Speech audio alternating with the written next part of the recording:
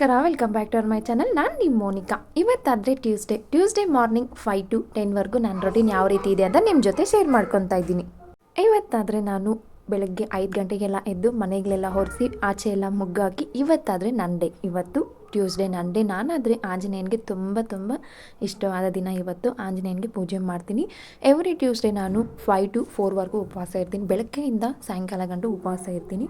Weekly ಉಪವಾಸ ಇದ್ದು ನಾನು ಪೂಜೆ ಮಾಡ್ಕೊತೀನಿ ಈ ಥರ. ಮತ್ತು ನಿಂಬೆ ಹಣ್ಣಿನ ದೀಪ ಹಚ್ತೀನಿ. ದೇವಸ್ಥಾನಕ್ಕೆ ಹೋಗಿ ರಾವು ಕಾಲದಲ್ಲಿ ದೀಪ ಹಚ್ಬಿಟ್ಟು ಬಂದು ಆಮೇಲೆ ಬಂದು ನಾನು ಊಟ ಮಾಡ್ತೀನಿ. ನನ್ನ ಪೂಜೆ ಯಾವ ರೀತಿ ಇದೆ ಅಂತ ನನಗೆ ಒಂದು ಕಮೆಂಟ್ ಮಾಡಿ ತಿಳಿಸಿ.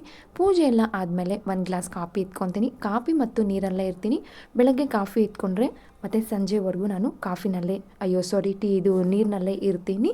ನಾವು ಏನೂ ಅಷ್ಟೇ ನಾನು ರೈಸ್ ಐಟಮ್ ಏನೂ ಎತ್ಕೊಳಲ್ಲ. ಕಾಫಿ ಬೆಳಗ್ಗೆ ಎತ್ಕೊಂಡ್ಮೇಲೆ ಆಮೇಲೆ ವಾಟರಲ್ಲೇ ಇರ್ತೀನಿ. ಇವತ್ತು ಬ್ರೇಕ್ಫಾಸ್ಟ್ಗಾದರೆ ಪುಳೋಗ್ರಿ ಮಾಡಿದ್ದೆ.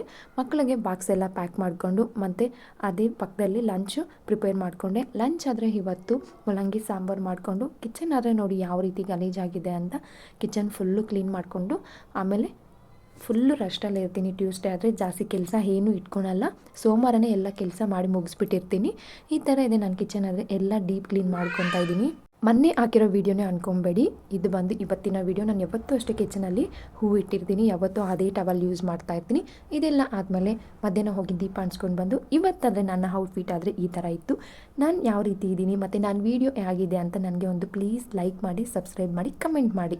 Thank you so much. ಎಲ್ರಿಗೂ ಇಷ್ಟ ಆಗುತ್ತೆ ಅನ್ಕೊತೀನಿ. Thank you.